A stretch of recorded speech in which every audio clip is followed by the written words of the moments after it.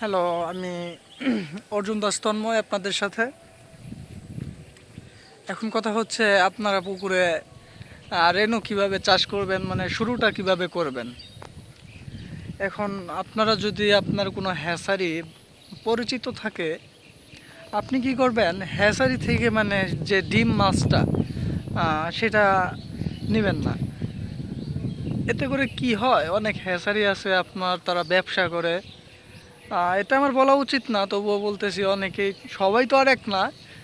অনেকে ব্যবসা করে, ব্যবসার মনে করেন যে লাভবান হওয়ার জন্যে তারা দুর্নীতি বা প্রতারণামূলক অনেক কাজ করে থাকেন। তো আমি কি করি, মানে বাইরে থেকে যে যে মাছের পেটে যে ডিমটা থাকে তাকে বলে বুট মাছ। এই বুট মাছটা আমি আপনার বাইরে থেকে কিনি। কিনে তারপর হ্যাচারিতে দিই। হ্যাচারির যে খরচটা, সেই খরচটা আমি বহন করি, সব কিছু আমি বহন করি। তারপর আপনার সেই মাছ থেকে মানে ডিম নিয়ে আমরা আর কি ওই ডিম থেকে মাছ তৈরি করি। এরপর ওই ডিম থেকে হ্যাচারিতে যখন হাউজে আপনার মাছ থেকে ডিম নেওয়ার পরে যখন 2-3 দিন হয় বা 2 দিন 3 দিন এরকম হয়, তখন আমরা কি করি, হ্যাচারির হাউস থেকে মাছটা এনে পুকুরে আর কি দেই। তারপর এখানে অক্সিজেন স্যালাইন দিতে হয়।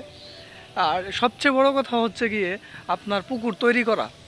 আপনি কিভাবে পুকুরটা তৈরি করবেন, এটাই আপনার, মানে আমরা বলে দিতে পারবো যে আপনার মাছ কীরকম হবে, মাছের যত্ন ঠিক আছে কি না।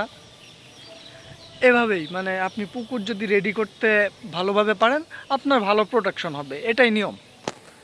আচ্ছা, যাই হোক, এখন আপনারা পুকুর রেডি কিভাবে করবেন, এটার জন্য যদি ভিডিও চান, আপনারা আমার কমেন্টে যোগাযোগ করেন।